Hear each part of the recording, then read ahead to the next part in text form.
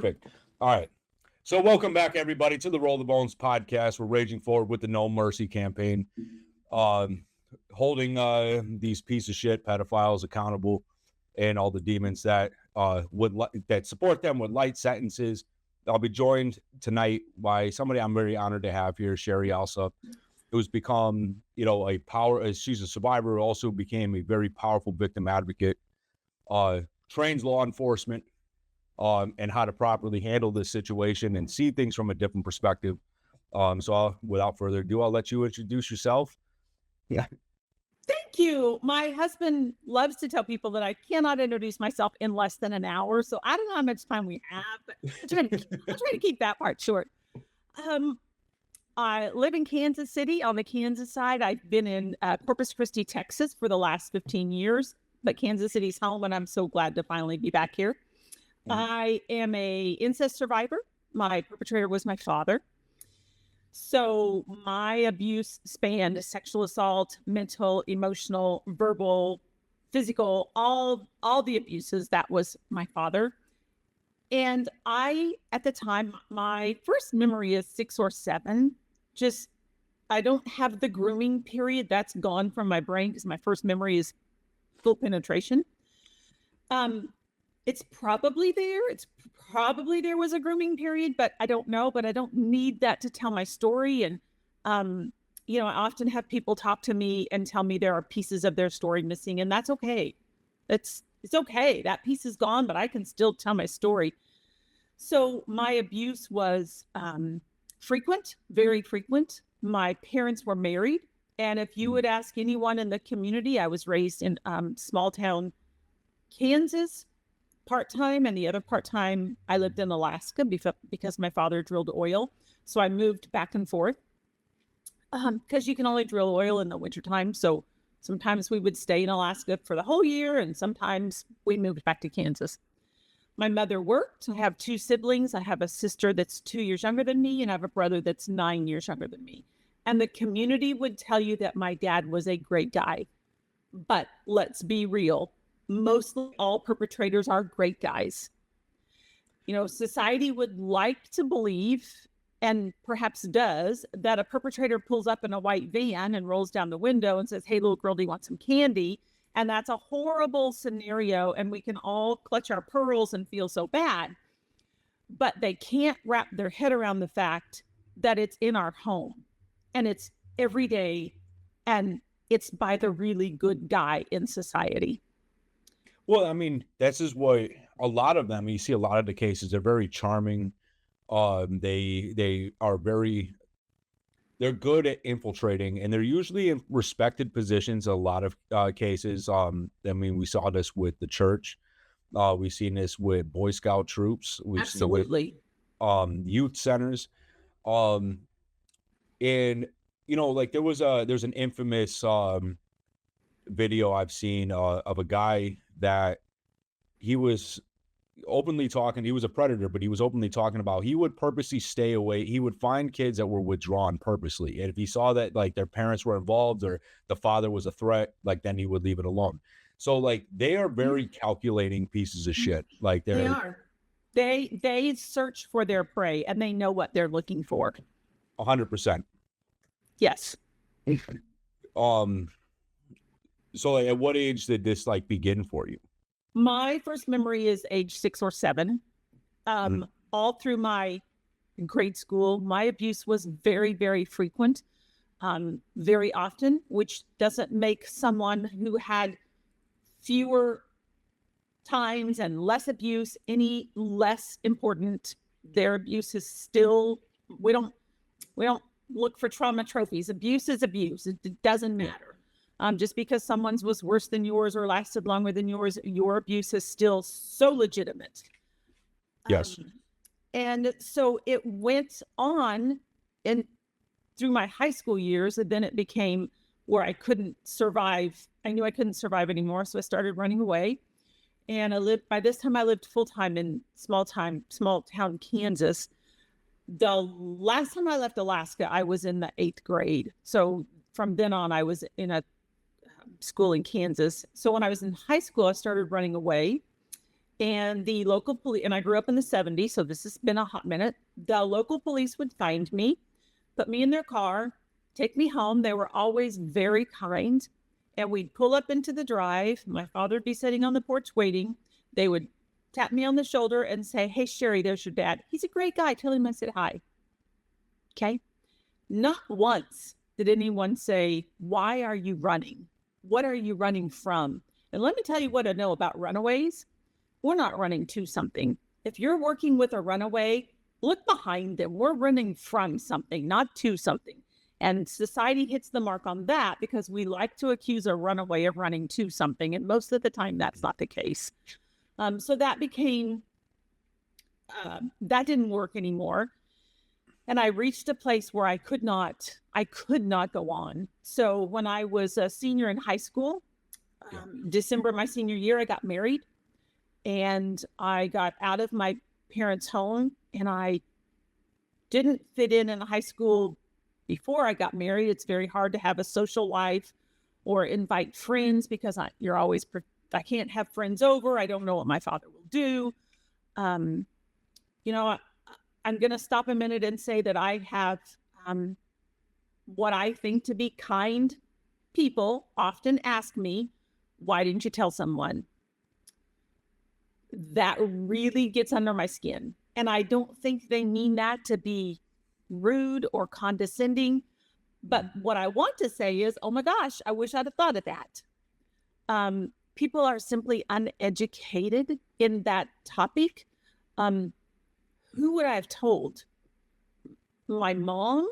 Let me tell you, I like to tell people how a perpetrator works.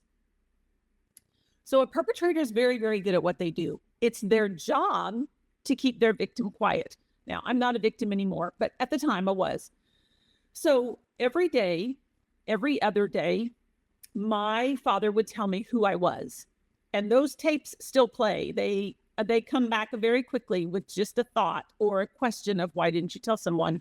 On this side of my brain, I can hear my father telling me what will happen if I tell someone. My mother will cry, and that will be my fault. My siblings and I will go to foster care, and that will be my fault. My father will lose his job, and that will be my fault. My father will go to jail, and that will be my fault. My siblings and I will be separated, and that will be my fault. We'll lose our home, and that will be my fault. There will be no food to eat, and that will be my fault. Every single fallout from my father's actions were that 6 and 7 and 8 and 9-year-old Grace's fault. Now, on this side of my brain, I have my father telling me who I am so that I know clearly who I am. I am dumb, I am stupid, I am worthless, and I will never amount to anything. And the very best I can ever hope for in my life is to give a really good blowjob, because that's how I can make a living. So when you combine those two things that still play on loop in my brain, and my default, if something doesn't go right or I screw something up, my default is, "Oh my gosh, I'm such a dumbass. I'm so stupid. I'm so worthless." So that's why a victim doesn't tell. It is ingrained in our brain what's going to happen. And we know who we are. So those are the two reasons. If you're ever working with someone, not you specifically, but if anyone's working with someone, please don't ask them why they didn't tell. We wanted to. There's just no one to tell. So I got married when I was a senior in high school. And 9 months later, I had a baby. Didn't plan on having a baby, but once I had a baby, then I tried to be the best mom that I could be. Now, I'm completely broken, but I have been an Academy Award-winning actress my entire life, so I can still carry that through, and I can try to be the best mom and the best PTA mom and the best Little League mom. Whatever it is you need me to do, I can do that, because that's all I know is to be whoever you want me to be. That's who I'll be.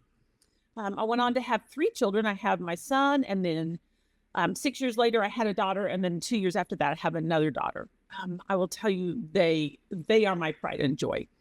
But when I was about 35 years old, I went to lunch with a friend in a town in Kansas, And out of the blue, my friend said to me, Sherrie, I know about your dad. And I was absolutely and completely shocked. No one knew about my dad. No one. So we talked about it that day at lunch. And then we made a pact that we would never talk about it again. I didn't ever want to talk about it again. And when I left that little restaurant that day, my goal and what I thought would happen was that I would take all of that mess that had been in the back of my brain and put it all back in the box and put it back. Except now the lid wouldn't close. And I started spinning out of control. And my mental illness was on display for everyone to see, and I couldn't keep it down anymore. So I decided that I would go talk to my sister. I went and talked to my sister, and then my sister and I together called my mom. And I told my mom everything. And my mom confronted my father, and my father said it was true. And my mom left him, and I was elated. I was going to get to have a relationship with my mom without my father's presence. My kids were going to get to have a relationship with their grandmother. I was going to start healing. And survivors are always working from one plan to another, because if we weren't always working a plan, we'd probably die. And so I had this vision of this happily ever after that I had longed for is now coming into focus. And so I knew I was going to have to tell my children's father about my abuse. So I told my mom on a Saturday, and then on a Sunday evening, I told my children's father. I sent my children down the street to my friend's house and told my children's father. He did not receive the message well, and he left. And then at the same time, my mom called and said, I just wanted to let you know that I talked to your dad, and he said he's sorry, and I'm going home. And so my mom went back, and they stayed together until he died about 14 years ago or so. I started into therapy. I wasn't sure I was going to survive that. My mental health was horrible. Probably, as I look back on it now, probably I should have been locked up somewhere. For my own safety, I had made a suicide pact with my therapist. I had a really good therapist. She was an hour and a half each way, but I had a really good therapist. Shout out to my therapist, Marilyn. And I just worked hard on trying to unravel this huge ball of mess that was my life. I stayed in therapy. My marriage did not survive my mental health meltdown. And then when I was 40, I was alone for the first time ever. I had never been alone. I'd never spent the night alone. And I was starting this new life. So I stayed in therapy, and I worked a lot on me. And then in a couple of years, am I still just introducing myself? You could. I mean, I mean, no, I mean, all this time I had passed, and I'm still introducing myself. No, I mean, Oh my Lord! it's like you're saying a lot of stuff that a lot of people are ready to say. They might not know how to say it, and they don't like. I grew up with a vicious alcoholic. It was my stepfather. He was absolutely vicious. And I can remember being in it, like it's a different set of abuse, but I can remember being that little kid that was so scared. You know what I mean? You're standing still, like you're hoping, you try to make yourself so small. Oh, and invisible. And I remember, and I was so, embarrassed about it. And now that I'm surrounded by so many, great people that from different types of traumatic experience, like most of the foundation of Roll the Bones in the platform, the people that really built this up we're all broken people, like that have seen and survived. Even a lot of the guests that have been on, they've overcome adversity, in various ways. And but I can remember being just trying to make myself so small, and it's like I had nowhere to go. Absolutely. And there was something that Kevin Donaldson said. So shout out to him. The biggest Um, pain in my ass and my best friend. but he had said he was talking about psychological abuse as well. So I would go from one position, I can like being home and having to deal with the alcoholic, and then I would go to my father's house, and there was this constant, like, every time I would do anything, I was told I was wrong. I never could do anything right. Um, you know, I had my stepmother, it would tell me multiple times that it was my fault. And I'm like 9, 10 years old. I can remember, and it's a lot of stuff that you process later on. Like you don't remember, but I can remember just not even comprehending, like writing, wishing death upon myself in third grade. You know what I mean? Like not, so it's hard, it gives me like, it's like freeing to be able to have these conversations with other people that understand that process. Like when I can remember when I was that age being just so terrified, which my manifestation of trauma, it turned into just this unbridled hatred for everything. And I weaponized it, got involved with some really shitty people, and gotten like, it led to violence. It led to just, alcohol abuse, drug abuse. Like I had no respect for myself to such a degree that if I am willing to hurt myself, I had no care about that. What would I do to you? Like, I mean, so, and it was kind of hoping somebody will put me out of my misery. It's kind of what it was, just hoping to die. Because I didn't have the balls to do it myself. And, but like when you were that age, like what goes through a lot of victims' minds while it's happening? Like when you're that age, like how do you even process that at such a young age? You know what I mean? Well, like you, my goal in life was to be so tiny and so quiet and so invisible that I truly hoped people would forget I was there. I wanted to be forgotten. That's how I spent my childhood, hoping and praying that I could just be forgotten. That didn't work.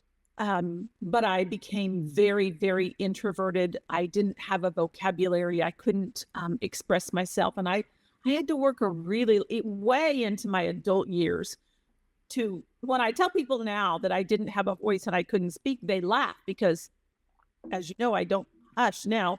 But it took a long time to find the courage to be able to say what I feel and what I think. And because nobody ever asked my opinion on anything. Nobody wanted to hear my voice. And so I just tried to become this little teeny tiny person. But when my sexual abuse was happening, I could almost disassociate. I could remove myself. So that helped that in a way. But at some point in your life, you have to come back. You have to come back from that. And that's hard, but it's absolutely doable. So, or you could, so sometimes I could disassociate. Sometimes I could fixate on an object like a lamp that was in the bedroom or something like that and kind of just go away in my brain. It's amazing what the body can do to survive something so horrific and kind of disassociate from that. But there's a price to pay because at some point, no matter how awful it was, you have to bring them all back, bring all those memories back that you've tried to forget your entire life and start processing them so you can go walk out your healing journey. And but it's doable. And I always want people to know that there's hope. Always hope. Absolutely, there is. And I know like there's like a lot of things that there was something I was watching your Soft White Underbelly interview a few days ago, and you had just said it a minute ago about like trying to put all those pieces back in when like we have this mask of sanity we wear.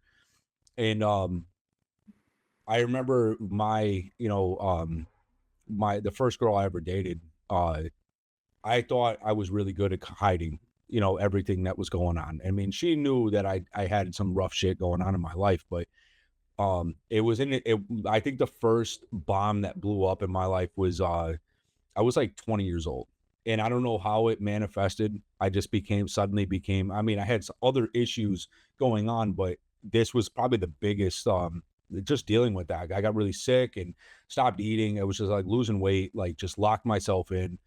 And at one point it just blew up. Like I just spent a little time. I say it lightly just because it makes me feel better about it, but I spent time in the hospital. I took a trip to Toontown is what I tell people, but um I it like I was like fully prepared to I knew I was rounding that bend where I was fully prepared to take my own life. Like that's when it became, and I can just remember just having a just complete nervous breakdown. And I thankfully I have my wife today. Kayla's amazing, but I think back to those situations, and I let that my own darkness, it took it out on everybody and anything in my path, and it just um but like yeah, like I think for me when I was going through those situations, I don't like you just pray for it to be over. Like, you know what I mean? Standing there, the threats, I'm gonna take your life or I'll kill you. And, just I mean being locked outside with I just had no shirt on. Like I had a t-shirt on, but it's you're talking about it's January in New England, and I was out there for 2 hours, like, you know what I mean? Um, just brutal shit, and but like I know you so as that time, like you had said, like we're talking about your suicide pact before we kind of went off on, kind of explaining trauma, but what was like the suicide pact you had, made with a therapist? And I did make that with my therapist, and I was very suicidal at the time. And at the time, I would have been, maybe 39 to 42 or somewhere in there. And we had a pact that if I ever reached, and we had talked about it, that if I ever reached that point, that I would call her first. And and I worked really hard in therapy to try to get myself well because I desperately wanted to be well and normal, whatever that was. Um, and then I met a guy, and I had no intentions of ever remarrying. I didn't ever want to put my trust in someone again. I will be responsible for myself. I'll make my own decisions. I'm the control freak. I'll hold it close. I don't need anybody. And I met this guy, and he asked me to lunch several times, and I would say no thank you. And finally I agreed to go to lunch with him. And I said, and I was on the phone with him, and I said, before I go to lunch, I need to tell you something. And he said, okay. And so I just vomited 40 some years worth of information. And I was really quite proud of myself because I thought, now you won't ask me to lunch anymore. And there was a long pause of silence on the other end. And he said, okay, I'd still like to take you to lunch. And I remember thinking, you're a special kind of stupid. You should run so fast in the other direction. Now, I ended up marrying that really nice guy 24 years ago. And what I learned quickly afterwards is that he was raised in an idyllic childhood. He literally has Ward and June Cleaver for his parents, and they're lovely, and I love them so much. He didn't know crazy. He didn't know dysfunction. He didn't know any of that side of the world, but he learned everything he could. And that's one thing I like to try to educate a little bit when I'm educating, because for every me and for every you and for every Kevin, there's a spouse that's willing to take this on, even though it's not theirs. And in fact, Kevin and I did a podcast on that last year. We each had Kevin's wife, Trisha, and my husband, Gary, and the four of us did a podcast on what it's like to be married to someone with a mental health issue like we have when you didn't come from that background. So it's really important that I think, and I'm not a psychologist or a psychiatrist or a therapist, I'm just a girl with a sappy story. The person that you choose to spend your life with or your time with needs to know about your abuse so that they can be a helpmate along the way, and that they can understand maybe your unexplained anger or your withdrawal or your whatever it is that you do. But I married Gary. He lived in Kansas City. And then a couple of years later, he took a job in Corpus Christi, Texas. And I said, I'm not going there because I don't even know where that's at. And so we ended up there. We agreed to go for a year. There was no one in Corpus Christi that looked like me. No one. And no one sounded like me. People would stop me in the store and they would get really close to me, and they would like really close, and they would look at me and say, you have colored eyes. I've never seen colored eyes. I thought, colored eyes? I don't know what that means, until I realized that everyone there has brown eyes. So my blue eyes are like a freak of nature. Right. But I had spent my career in the medical field as an EMT, as a medical assistant, and teaching medical courses at a college. But when I got to Corpus, I could not get a job. Not for love or money, because I'm not bilingual. So Gary has taken this job as the CEO of a failing company. And that's what he loves to do, is to take something that's failing and turn it around. So he's thriving at this job. And I'm flailing because I can't find a job. And I've left my kids, my grandbabies, my dog, my house, my friends, everything that I know, everything that's normal and comfortable in my strict routine of a life. And I was living in a condo on the beach, so close to the ocean that I could stand on my balcony and spit in the ocean, with a man who thinks I hung the moon. I was 50 years old. My abuse from my father stopped when I was 17 and got married. And when I was 50 years old, I tried to take my life. That's the long-lasting effects of trauma. And I know there are people that think, oh my Lord, all those years later, you should have been over it. Okay. I wasn't mad. I wasn't sad. I was just tired. I was tired of fighting and clawing for every single day of my life. I was tired of the complex PTSD taking over days in my life. And I just was tired. I just wanted it to stop. I had decided that there were things worse than dying, and living at that point had become worse than I thought dying would be. Now, I didn't tell Gary, and he's very, very in tune to my mental health, but listen, I'm a very good actress. And so I kept it hidden. I bought a cemetery plot, and unbeknownst to him, I bought the outfit to be buried in. I wrote the obituary. I wrote the order that I wanted the service to go in. I knew Gary would leave for work at 7:45 and he'd be home at 12:15 for lunch.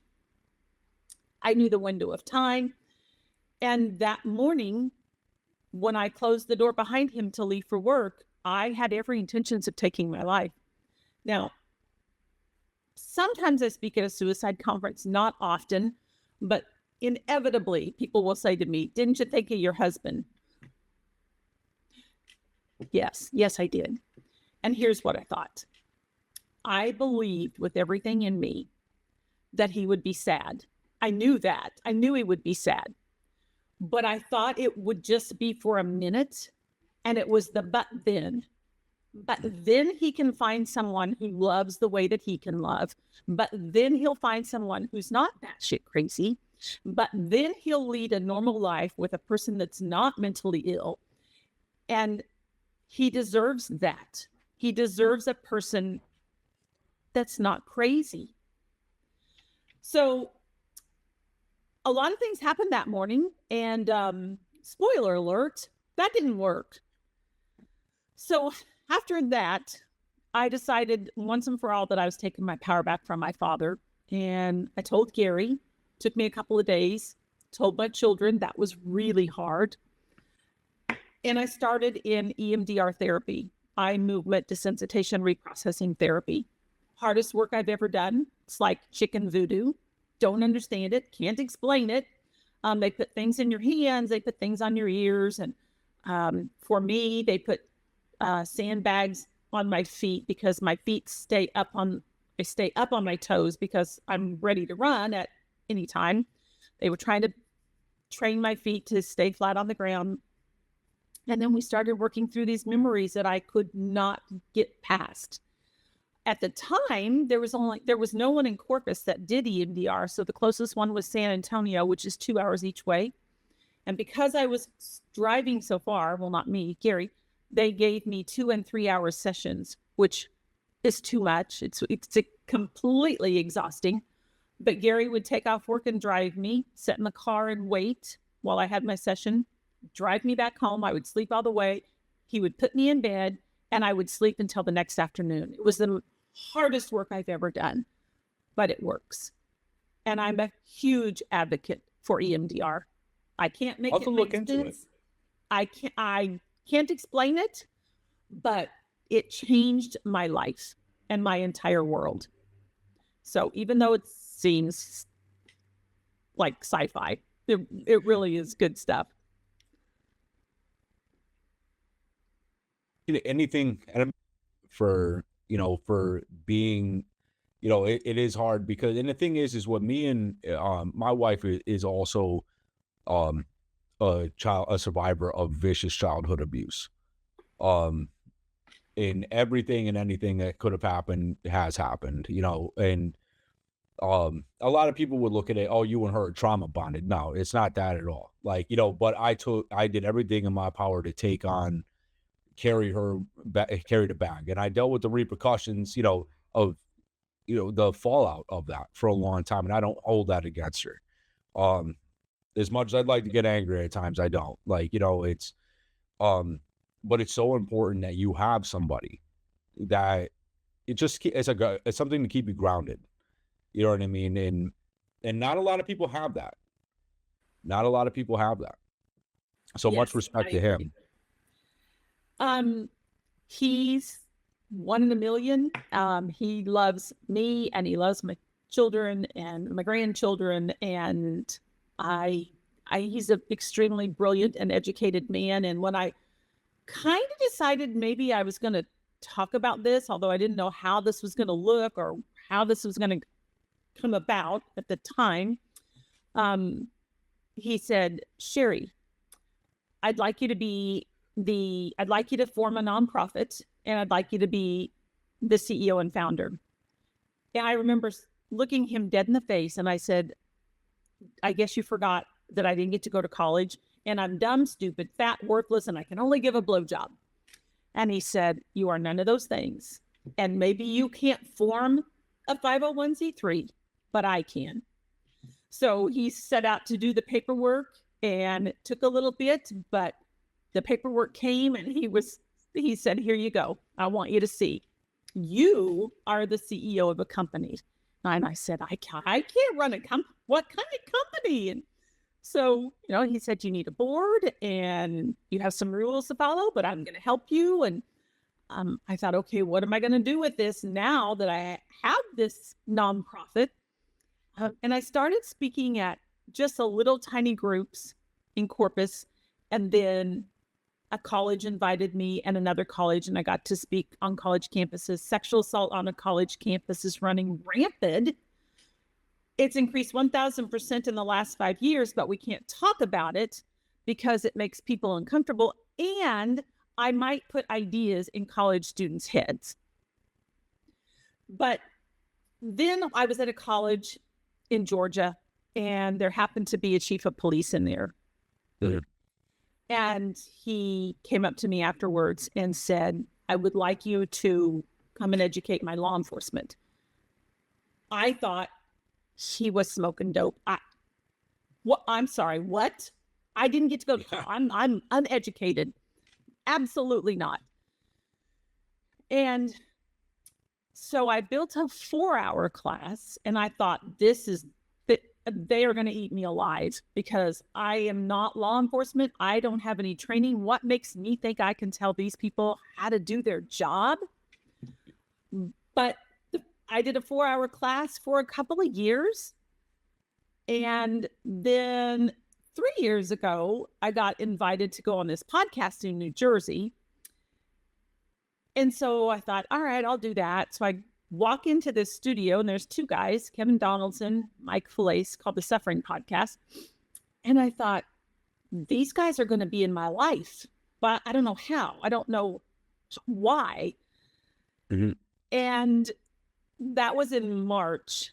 And I was looking for a partner to teach with me. And I wanted law enforcement. And so then we went, that was in March. And then Gary and I went back in April for Kevin's book launch party. And when we were traveling back, Gary said, you know what? I think Kevin Donaldson is your partner. And I said, absolutely not. No, he's not.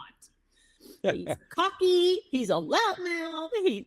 He works. He's got his podcast. He works a job. He's got a family. No. He said, all right, it's your business. So in June, I invited Kevin I work every year in Lafourche Parish, Louisiana for the sheriff's office. And so in June, I said, hey, Kevin, you want to come along and maybe teach a little bit? And which he had never done. He was not openly speaking of his abuse at that time. And he learned by fire. And he stood in front of what would have been his peers. And he told his deepest, darkest secrets. And that's been 3 years ago now. And we've traveled all over together. Our class is now 8 hours long. Very well received. We've done some really great gigs. We laugh and joke, mainly not joking, that it needs to be a 2-day class. It needs to be 16 hours instead of 8. Yeah. It's a very interactive class. It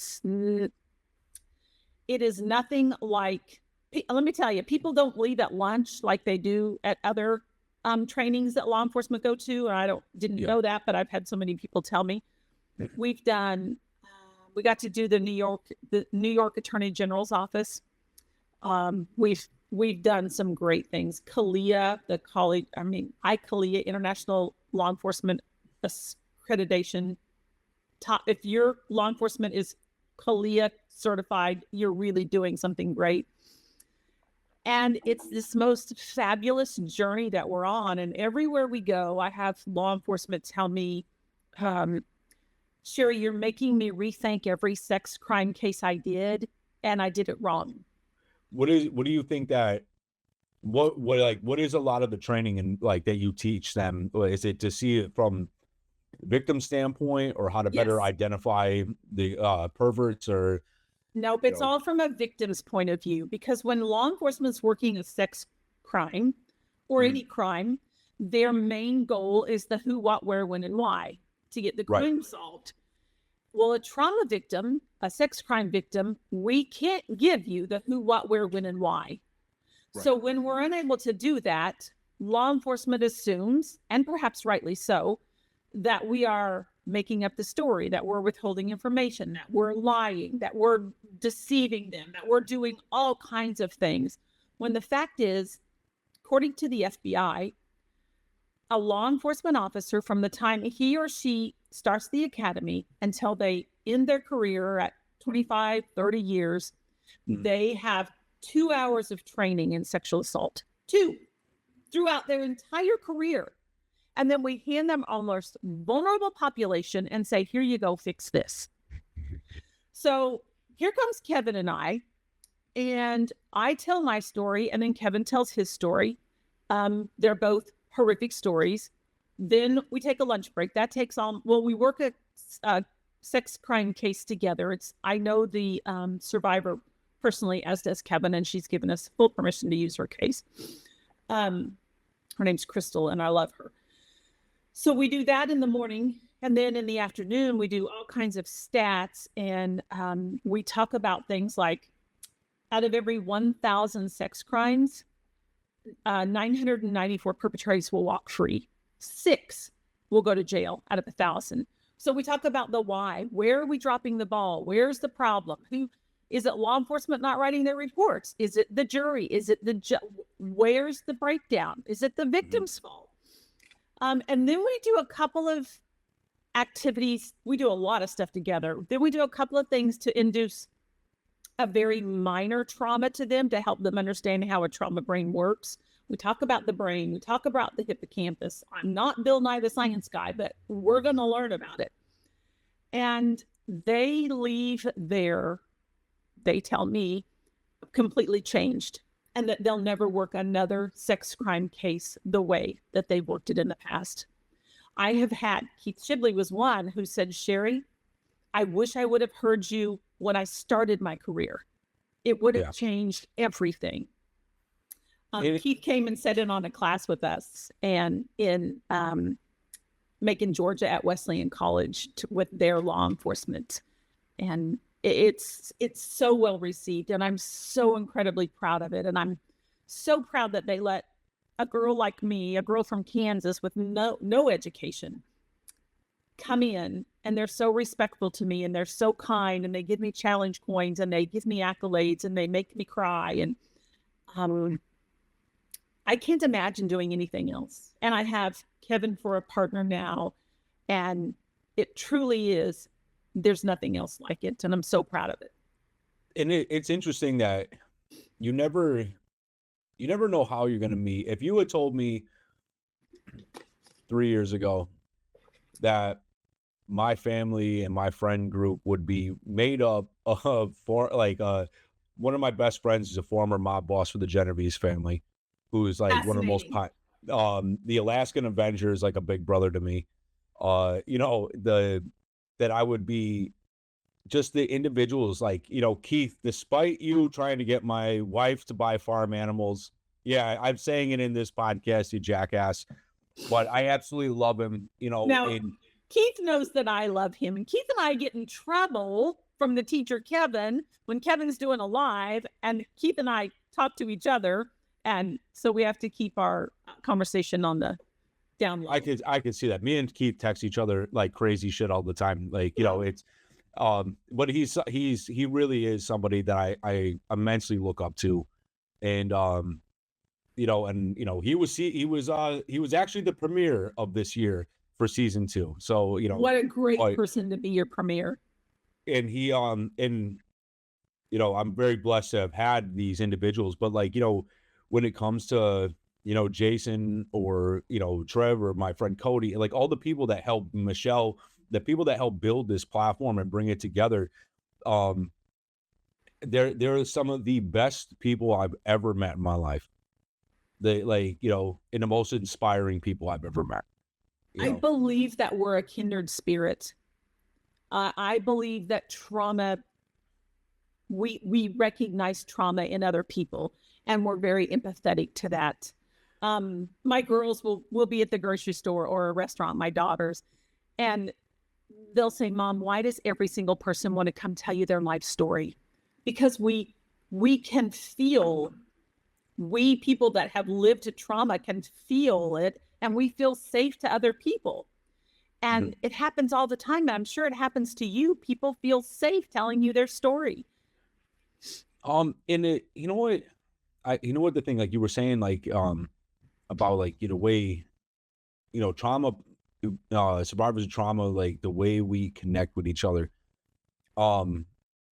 I can smell it on somebody almost like a cologne. You know what I mean? Like, and you could tell, and the thing is like, and I lose my patience very fast because there are people I can recognize based off of like immediately somebody that has really seen or gone through something in their life. I could see it immediately. Like, because I've gone through it myself. But in this era that we're in now, there's a lot of people that make up a trauma story, and it's very demeaning, and like it takes away from real victims and people that really need the attention right now. Like, and I've encountered enough of them. Like, it's like I could see through that bullshit real fast. Like, and to me, the fast way to identify it is their mannerisms do not match. Victims and survivors are very cautious at times, like on approaching. You don't just come out of the cold and just, and like the way I had one guy that was kind of laughing in a way. I was like, you find that fucking funny? Like, what the fuck are you talking about? I was like, because I've had the same conversation with 25 other people, and they either cry or they stop, or because they stop themselves. They feel, so there's a lot of weirdos out there that they see the rise in the advocates and they see the rise in survivors telling their stories, and they just want to ride on it and make a couple bucks, and I fucking hate them for it. It's like, but in this community, in this family, they're not going to catch a platform, not from us, like maybe catch a beating. That's about all they're going to get. Like, but, well, law enforcement has to deal with that as well. And 100%. They say to me often, Sherrie, there are people that lie. They repeat a crime that didn't happen. Yep. So the statistics from the FBI, and I use a lot of FBI statistics, is that the rate for false reporting a sex crime is somewhere between 2% and 7%. So they put it in the middle at 5% false report, which is no higher than any other crime. Now, when Kevin and I asked that question, we throw that open in our classroom. What do you think's the percentage of false reporting? The average answer, we worked from California to Hawaii to New York, and from Texas to the top, the average answer is 85%. Now, if you think 85% of victims are false reporting, you cannot be doing your job. You can't do it with an open mind. You've already decided that person's lying. They are stunned when they learn the actual percent. Well, and that's, it's, you see things like, like the Me Too movement what it was built on, you know what I mean, was a great, people come forward, in processing it. And a lot of people, I think a big part of that, I feel bad, I can't remember her name off the top of my head. She was the woman that was when she was a girl, she was abducted by some guy from the Mormon church had infiltrated their family and abducted her and convinced her that she was abducted by aliens. And she is like responsible. I feel so terrible for not remembering her name, but she is a reason certain legislation got passed. And it's also, I consider her a big reason why the Me Too movement started. But the problem is scum have weaponized it and they sneak in, and then lives are getting destroyed. It doesn't matter because the damage is already done to somebody, the innocent people. And you've taken law enforcement resources, you've taken victim resources, and to be honest, like, all these demonic fucking pieces of shit that are out there actually committing these crimes, like, you're worse than they are, like, in a lot of ways, because you're purposely stepping on other people that need that help now because you want to make a couple bucks, because we live in the land of the lawsuit now. So it just like, and it's why it's like the work that I think that you're doing, that Jason, that we're doing, like, is so important to kind of like, I'd rather them find you, find me, find Jay, whoever, because we can help you get to the resources you need. Like the National Center for Exploited and Missing Kids does an overwhelming amount of work. ICAC, the Guardian program with Tim Tebow, their Project Zero with Ryan Montgomery. These are even Clark Fredericks, who's just an amazing person. Mm-hmm. It's, so it makes it harder for, I think, everybody. We're kind of fighting a war on two sides. You know what I mean? We're trying to clean out the liars in the trash that are mucking it up for victims, while also trying to raise awareness of those that need to be made aware. So. And when those people are coming with their untruths and they're trying to fit in, or they're trying to get revenge, not only are they depleting law enforcement resources and budgets, but they're also tainting law enforcement's vision and the way that they look at the next case. And listen, right. I am a huge law enforcement. They are the heroes. I tell Keith all the time, you are a hero. And that's what really, really makes me angry. Don't say something that's not true, because the next person that comes along with their story isn't going to be believed. And there's this delayed reporting, and that really catches that people don't understand that. Well, statistically, for an incest survivor like myself, the average age to report or to tell anyone about your abuse is 56. We live 56 years of our life filled with A guilt, lifetime. shame, and humiliation that we never get out from underneath before we finally tell someone. And I am out here championing for people to not wait. Now, I had no option to press charges. My statute of limitations was up. There was absolutely nothing I could do. But I could start my healing journey. Yeah. And I can't change my past, but I can darn sure take it and use it for something important and help the next person behind me. And that's, that's what it has to be about. Like, I mean, and, no matter how dark shit gets, all of these respective communities, it's like we try to just broaden the network, and it's like a capture net to like one, just give people like a safe place to land. Like, inside of these communities, I promise you, you are fucking protected here. And if you needed just a place to sit and chill out for a minute, let us do the heavy lifting, because I promise you I will show up, and I know everybody in this family will. Absolutely. And I have men that will confide in me or send me from Soft White Underbelly. I've had, last time I looked, 800 comments and almost 200,000 views. And I've had men comment, and I just tell them, if you need a male to talk to, send me your information, because I have a male that will call you. And all I have to do is give the number to Kevin and say, please call. He didn't ask any questions. He will call you and talk to you. A male doesn't want to talk to me. I don't understand sex crimes from a male point of view, but that's what I love. If they're an alcoholic, I could call Keith and say, Keith, I got somebody that's not doing well, and he would be on the phone. And that's what I love so much. Not only do we talk the talk, but we walk the walk behind it. 100%. I like, the one thing I think is interesting the most is, one, it's hard enough for women to come out and talk about it. Men will, like, just due to generational grooming and conditioning by society for us to not talk about shit. How many men have committed suicide because they had no one to talk to? A number. Unreal. And if it wasn't for, and there's a lot of great advocates, my sister Chloe Roma from Roma Army is probably the trailblazer that started. She's one of the biggest men's rights activists out there.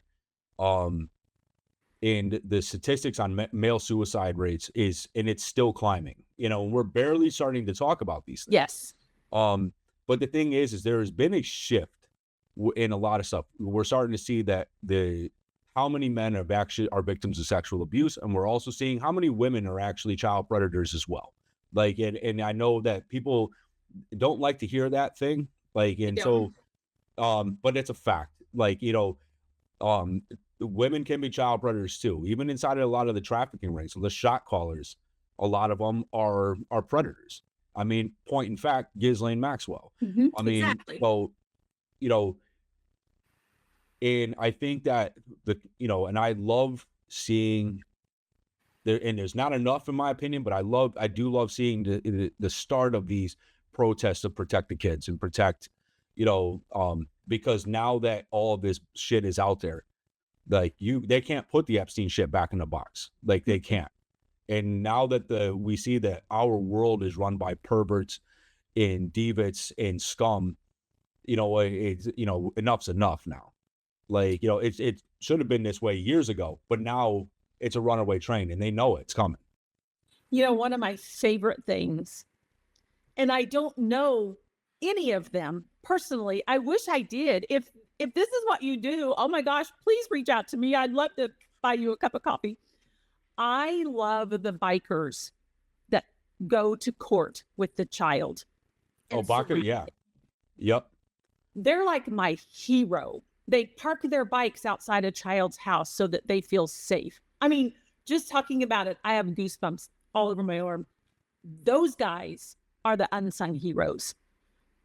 I have imagined so many times what it must feel like as a child to know that there are a bunch of badasses outside my door and they're going to take me to court in the morning and my perpetrator is not going to get near me. Yep. Those are such heroes to me. Shout out to you. I don't know what they call them. I don't know what It's the BCAA or BACA, is it the Bikers Bikers Against Against Child Child Abuse? Abuse. Yeah, BACA. Yep. And there's a Shout bunch out of to other you ones. guys. And it's like, and there's, and the thing is that we've even told our kids, I know Trev has done the same thing for with his. It's like, if God forbid you're in a situation, I would rather you go up to you see a heavily tattooed 1%er biker, go say something to him, because I promise you, I know out here, like 81, they'll knock your fucking teeth out if you're getting weird with a child. But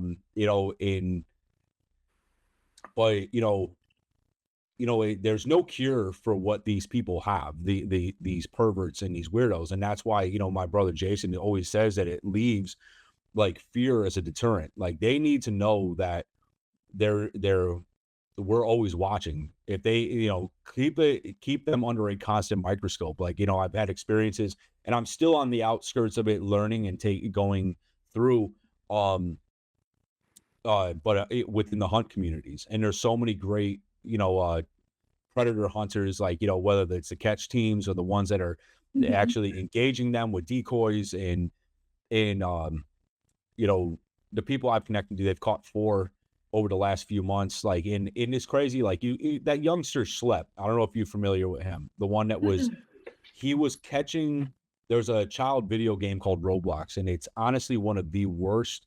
It is the greatest gathering of child predators on the internet. And they use sophisticated ways of grooming kids. There's been grown men that have shown up at people's fucking houses, to try to play games. And I promise you, don't show up at my house. Like, and but he was outing them, and he got sued by the company. Instead of being the company being like, holy shit, there's a bunch of, scum like hanging out in here trying to groom kids. It's basically, I think Trev said it the best. It's a Silk Road inside of a video game. Like, it's the worst. The shit is demonic, and yet it's still up and running. It's still, they've made it so they've proven they're protecting child predators, that company. And parents, if anybody that's listening to this, I know everybody in our community already knows this, but if there is an online presence in a video game, there are child predators that are sitting there lying waiting. Absolutely. We've seen it with smart. Oh yeah. I don't know if you're familiar with, there's a satanic organization that operates online called 764. I'm going to write it down and read about it. Yeah, they're notorious for convincing kids, like grooming them into either hurting themselves, hurting animals. Kids have died because of them, or horrifically hurt somebody or killed somebody else. And these operate in these child video games. We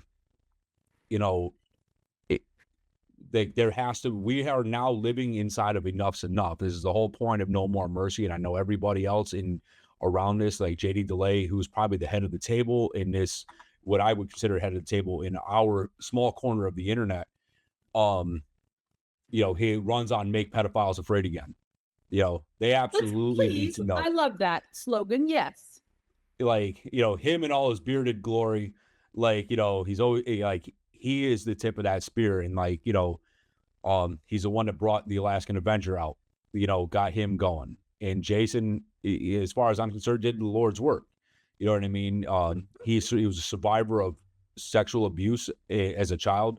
And then, like you had said earlier, like you would with the runaways, it's the same thing. Like, he was in a 1,000-person church congregation. Not one person asked him, "Hey kid, are you all right?" With visible bruises, with, all kinds of stuff. And that trauma, he caught 23 years for beating up, for basically aggravated assault with strong arm robbery, and one of them assaulted a 10-month-old baby. One of them was a child pornographer, and the other one raped his daughter. So like, their combined sentences were 6 years, 9 months, and he caught 23 years. And as he said, the Alaskan mantra over there was, if you come to the state of Alaska to fuck with little kids, no problem. But if you come to the state of Alaska to fuck with the people that fuck with little kids, we're going to put you under the building, is exactly what he said. And, and as a father, like I just don't want these scum in this world. We have no room for them. They come up with cutesy terms like maps we had talked about before. Like, I'm That not lights calling my you a hair pedophile. on fire. Right. And they set up the camp in Vermont. You know what I mean? Like, and of course the community didn't want you there. You know what I mean? Like, there's they have a little small town in Florida that they hang out with. It's a bunch of perverts sitting there commiserating with each other. And you're not that far from communities with children. Of course. We're kind of at that point where we should become the angry mob with the pitchforks and torches and run them out of town, Old West style, But, I've been trying. There's an officer for the Anchorage Airport PD who reached out to me and has been trying very hard to get Kevin and I in Anchorage to teach a class. And it's not going. He can't get anyone to get on board. It's been very interesting. I even offered to come for free. And my goal, because so much of my abuse happened in Anchorage, that would be like a full circle moment for me to be able to educate Anchorage PD. Yeah. Anchorage Sheriff, whoever. There's a hotel in Anchorage called the Cook Hotel. And when I was a child growing up, it was very, very fancy. I have since stayed there and it's dated, but at the time it was a very fancy hotel. And you asked me how I endured my abuse. Oftentimes I would leave my brain, and the cook used to have fancy Christmas parties, and you would drive by and you would see ladies in the 70s in their cocktail dress and their furs. And it was a world I didn't know anything about, but that's where I would go. And I would live in my brain, live there, and it was safe. And I was with the people in their fancy clothes and their furs and their jewels. And about 5 years ago, my husband and I went back to Alaska, and I said, I need to stay in this hotel. I need to do this as another part of my healing. And so I went there. We went there and I stayed in that hotel. And it was a very surreal moment because in my mind, as a child, I'd been there so many times, but never as a healing adult on my healing journey. So, if there's anybody in Alaska watching, I would love to come and educate in Alaska. We know places like tribal land. I work in Parker, Arizona with the Colorado River tribal Indian. Oh, I'm going to mess that up. Anyway, we know that on tribal land, sexual assault is 12 times the national average. Now, the statistics are skewed, but the main one I see is 1 in 4 women and 1 in 9 men. So my brain can't even do the math. What is 12 times that? I don't know. I don't know how. Kevin and I truly throw that question out when we're having class. Somebody do the math for me and tell me what 12 times the national average. So what's 12 times 1 in 4 women? I don't know. I don't even know how to do the math. But they're not under local PD. They're not under the local sheriff. They have their own tribal law enforcement, their own tribal judge, and everything stays very within this. And I get the chance to go there once a year and educate. And let me tell you, the law enforcement that work in and around that area, they are so understaffed, and they are doing it for the love of the job and the love of the children. There was a table that had 6 guys at it. And I said, how many guys do you have in your PD? And the one guy said 6. And so I started counting and I said, I'm sorry, who's running the office? And he pointed like that and he had a headset on and he said, I am. They drive 2 hours to work each way to an underpaid job to try to do better for kids. Those are the heroes. Those are the people that are the heroes. And those are the people that if I can go there and I can help them and I can educate them and I can encourage them, then I'm on the next plane and I'm doing it. So Yeah, many like, heroes. and you know what? And the thing that makes it even worse, I've talked about this with Keith many times.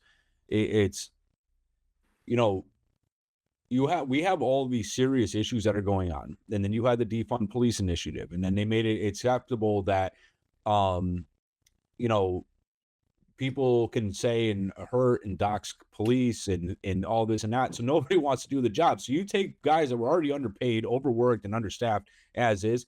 Now nobody wants to come in there because, you know, they don't want to get killed. They don't want to. They can't do their jobs effectively. And we see this with judges and and politicians giving lesser sentences to deviants Absolutely. and basically saying, go ahead, do whatever you want. You know what I mean? And You're I not going to think be that's held why. accountable. Well, I think that's responsible for what's emboldened these pieces of shit. They all stayed in the shadows, and now they're just they're just moving out in the open because they know that they're just going to get a slap on the wrist if anything.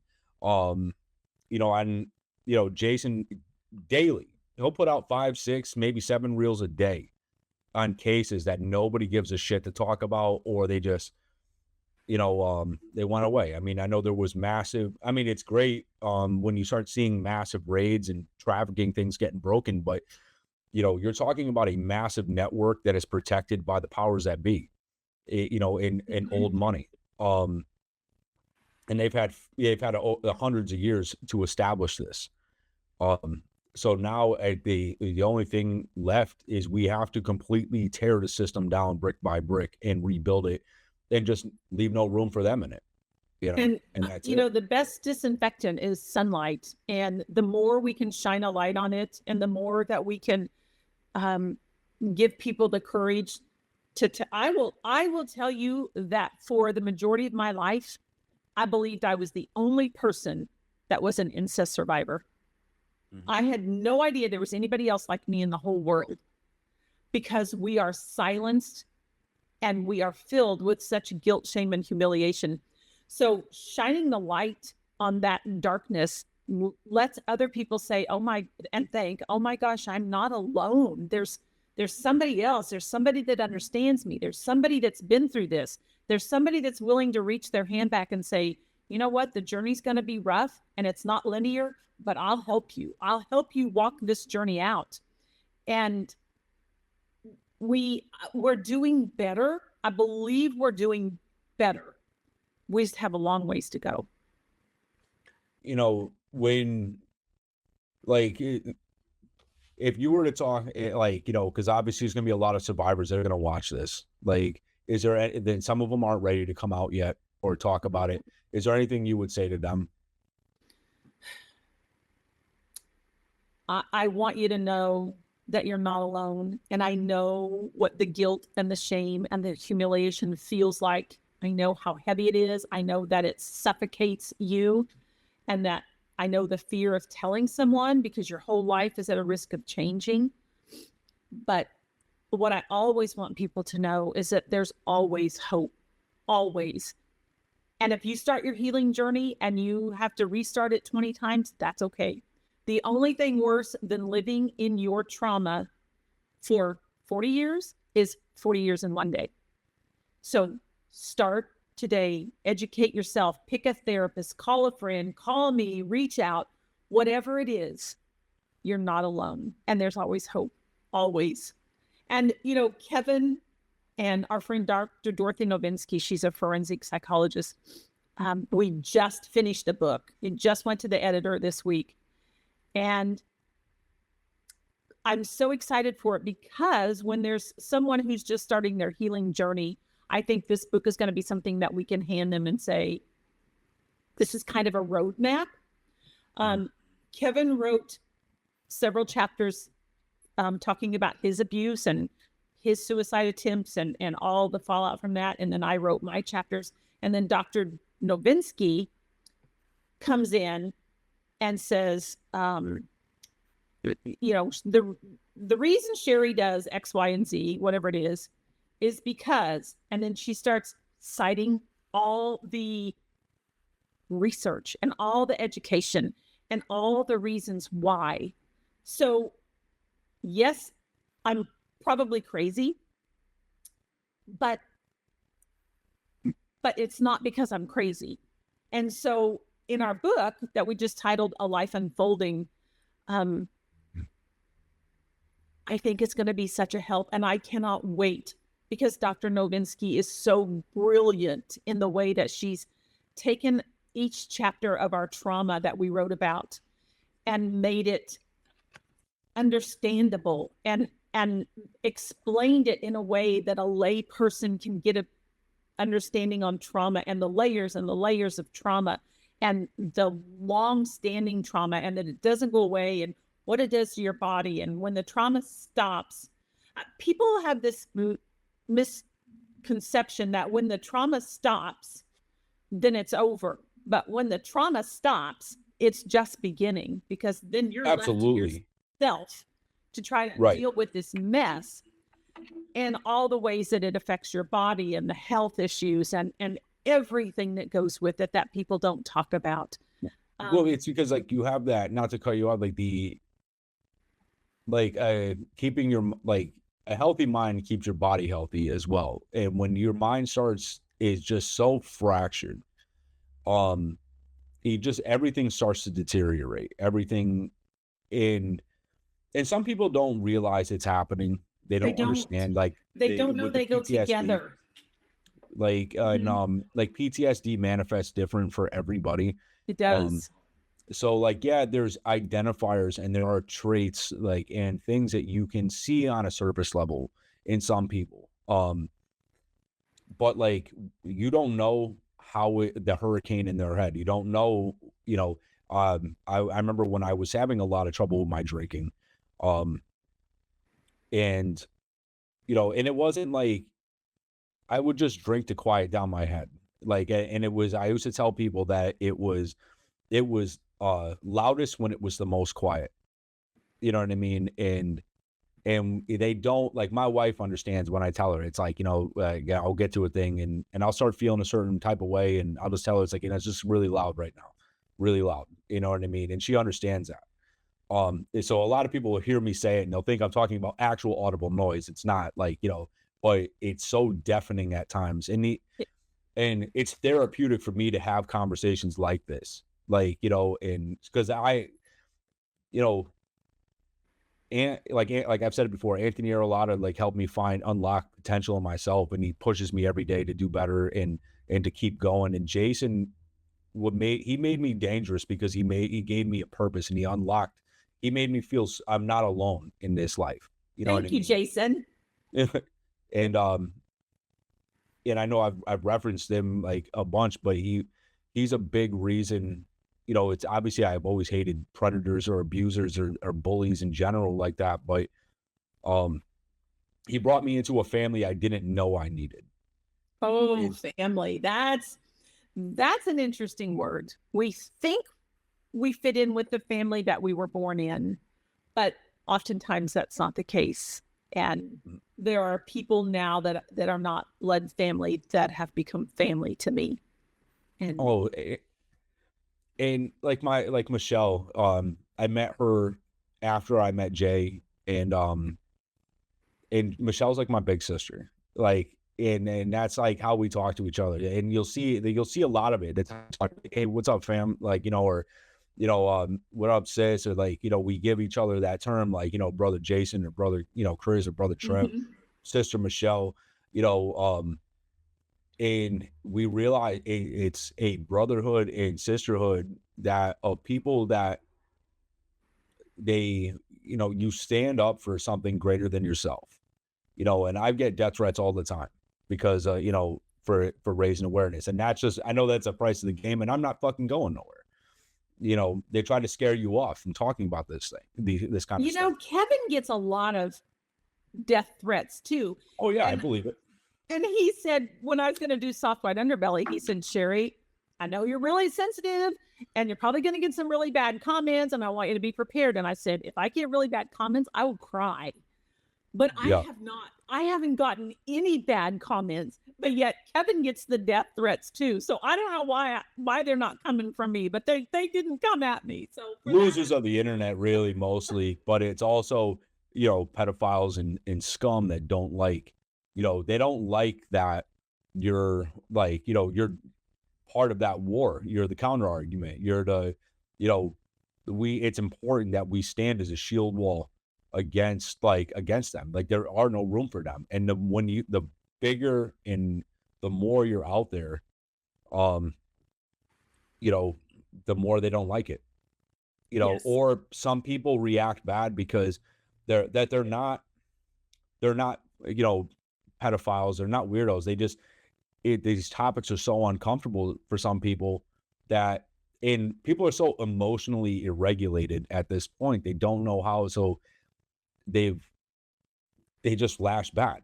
You know what I mean? And once they say something stupid, then they feel better afterwards. And I was like, are we done? I'll get the apology. And I was like, what was the point of, what was the point of that? Like, but shamelessly plug away everything and anything you're connected to, your charity, your website. I have all the links for you so far listed below. So my website is simply my name, SherrieAllsup.com. You can see where I've been, where I'm going, what's going on in my life, where I'll be next. Next week, I'll be in New Jersey, spending a couple days with Kevin and doing some recording, and also with Dr. Novinsky. We're going to talk about our book.